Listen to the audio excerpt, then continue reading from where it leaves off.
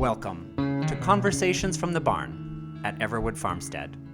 These are casual chats with visiting artists, creaky barn, bugs, and all. Enjoy.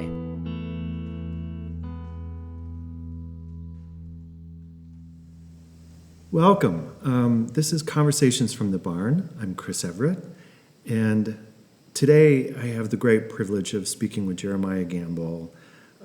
He is an artist with a capital A playwright, a librettist, songwriter, singer, actor, storyteller, producer, and co-founder of Bucket Brigade with his lovely wife.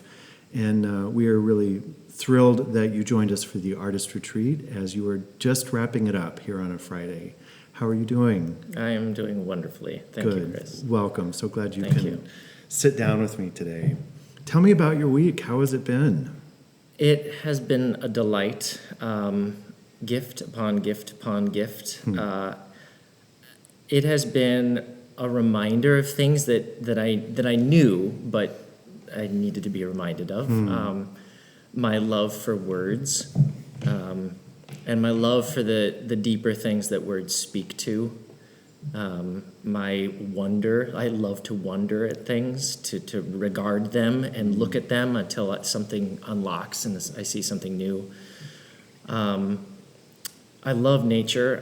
I grew up in somewhat of a similar environment. Oh, did you? And on 80 acres outside of Hinckley, Minnesota. And so give me a mossy path, and that just speaks to possibility and magic. And a prairie and the smell of it all. And so those things I was reminded of. I also love discovering humor in moments. And on day one, I stumbled through a spider web just right in the middle of a path. And I remember thinking poetically, and I wrote it down, that I stumbled unsuspectingly through a spider web and was reminded of the inherent intrusiveness of mankind. And I wrote that down and thinking, oh, that's clever, and true, and all those things that a poet thinks. But anyway, the running gag was I kept doing it. Like, as the week kept going, I kept running into this spider web that would inevitably be in the middle of this path. But they were undeterred. They right, weren't going to be right, and rightfully so. But what was funny was a few days into it, I noticed a little leaf hanging, suspended in air, and it was like the little yellow caution sign when the floor's been mopped. And it was delightful. I just weaved around the little signal, and so that was one of my running gags. The other was realizing I'm surrounded by weeds here. I'm surrounded by weeds, and they're all beautiful. And which made me wonder and realize, well, all weeds then therefore must be beautiful. It's just that I've had it wrong. And it's all about context and judging. And believing the wrong PR. What gets to be a weed and what gets to be a flower. Right. So on behalf of all weeds, I just realized I needed to apologize to the weeds that I've undersold them. But then also learning some new things. And which has been for me this week so as someone who has been doing art as my full-time job for 21 years, it is easy for me to get caught up in that my identity is in what I do, even though I know I'm not supposed to do that. I feel like because I'm an artist who makes art for a living, that there's a special pride that I take in that identity, that who I am is what I do. Because do you see what I do? And it matters, and I'm passionate about it, and I feel like it does good things. And it matters that it matters. Yes, it does. But it's still a trap. and it's the water I'm swimming in. But this week, I feel like I have learned and seen the truth of it, that I am creative. That I am inherently, that is who I am. And I've been able to rest in that. I've been able to lean into that. I've been able to express it this week, but not in a doing way, but in a being way. And that, to me, has been a tremendous gift. That's profound.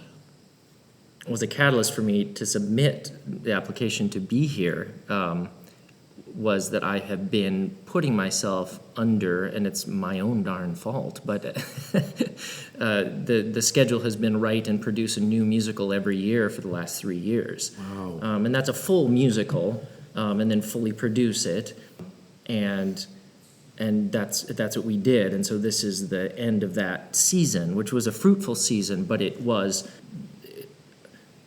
insane. The pace of it, the pressure of it. There's good news and bad news in putting in the 10,000 hours of your craft, is that Right. you've got the chops, but you also have now a standard. And so in that short time frame, like 6 months to write a full musical is not enough time. But that was a window that we gave ourselves, and we did. And so to be able to, have a restorative time of creating that feels like creativity, that feels like being rather than doing. Yeah. Has been a gift. I mentioned this in our very first podcast, that in our remembering that we are nature, one of the things that we have forgotten is the natural cycles of nature. And I love that you brought up this idea of season. And that if you think about a full season, there is spring and summer, which is highly productive, but then fall and winter, which is quiet, and letting the seeds kind of germinate and regather their energy again before we head back into spring. And we tend to live in summer all the time, where we just want to produce. And then we internalize fall and winter because we're dying on the inside. Right, exactly. You just gave yourself permission to have a winter this week. Yeah, we take all of the dying and the and the isolation inward. Why are we so mean to ourselves? Oh, yeah. It's true. One of the things you had written in your submission, your application, was that you hope this week to rediscover the joy of writing. Tell me about that. Part of it has been, I love poetry. I love words, as I said, and I don't often write, though, just to write. And so this week, that's something I've given myself each morning, to see something and then to write about what I'm marveling at and wondering at. How did that feel? It felt wonderful. It felt delightful.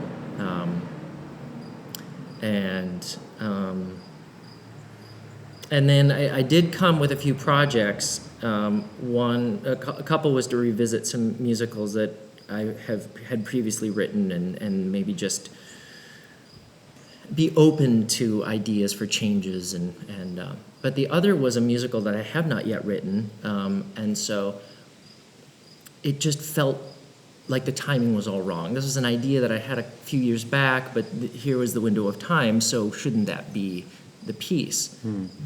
So I felt conflicted because it felt like the timing was off. But nonetheless, let's be curious. Let's be gentle with ourselves. Yes. Follow the curiosity. And so I did, and I was delighted and surprised, much in the way that I was delighted and surprised by the beauty of the weeds all around me. And that has been a gift. And a surprise, and it's fertile soil, but in a surprising way, and so that's been delightful. I'm so glad. I miss being in front of an orchestra. I miss a big choir. I miss stepping into a theater and the lights going on and the chemistry of all of it. And I think in so many ways that is the work of the artists, is to help us find awe. I want to set that on the table and see where that goes, not only as a creator of awe, but it feels like this week you've had some moments of awe, and I wonder what kind of healing and remembering is underneath that. Yeah, the word that came to mind as you were speaking to that was it all that feels generative, and it feels like so much of what we're experiencing feels degenerative. Like things are, there's that entropy. There's and we want to believe that good things are growing and can grow, but I think also as artists we're feeling self-conscious about what our voice is saying right now. I feel that as a as a white, straight man who's particularly grown up in the evangelical tradition, I'm very aware of what am I saying, how am I centering myself in this time. So, and I know if I feel that way, I know others do as well, of what do I say, if anything, because we're also experiencing right now that. And I understand why, but the immediate emotional response to words and when people are putting things out there. And so for me as an artist, and I suspect other artists feel this way, it's a hyper-awareness of what we're putting out into the world right now. I've heard a lot of our artists on the podcast and this entire year have talked about that very same thing. That's something I need to live with and work through, and there's real things there that I should care about what I'm putting out into the world and right now, and how am I responding to very real issues going on. That is valid. I think what has helped me in this week is the validity of the interior journey, that journey that we're all going through, that is mystical and unifying, that there's these deeper needs and these deeper things that we're all our souls are crying out for, but amidst everything that's going on, it's hard to settle into that, and so this week has given me permission to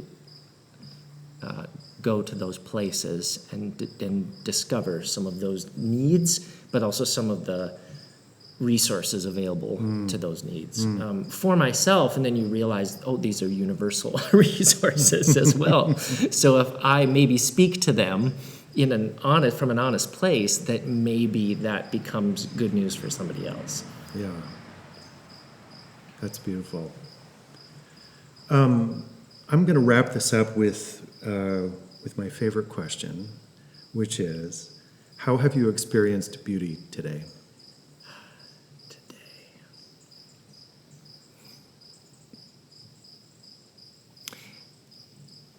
One of the ways I experienced beauty today was my wife had texted me, and everything is going wrong at home, or I should say that there's all the drama, a dog throwing up, and all the emotional things of 3 children going back to school in various forms with COVID, all that kind of stuff. Solid life challenges. Yes, my wife has to perform some things today, which she's grateful for the opportunity. But anyway, she has all sorts of things she's dealing with alone at home while I'm living it up in the country. Laying in the weeds. With me and my art. Yeah. But I took a moment to text her that what she was doing mattered, because she was telling some stories and singing some songs, and she was it felt like an obligation. But I took the moment to encourage her, maybe to give her a little bit of that magic I was feeling this week, and say, you're part of this, and what you're doing today matters. And remember what it feels like to be an artist, because you are. So that felt beautiful to be able to share that gift with her. Thank you for that. Thanks for taking the time to talk about this. You're welcome. We've really enjoyed having you here. Stay in touch, would you? I will. Good. Thanks, Chris. Thank you. Thanks for listening to Conversations from the Barn at Everwood Farmstead.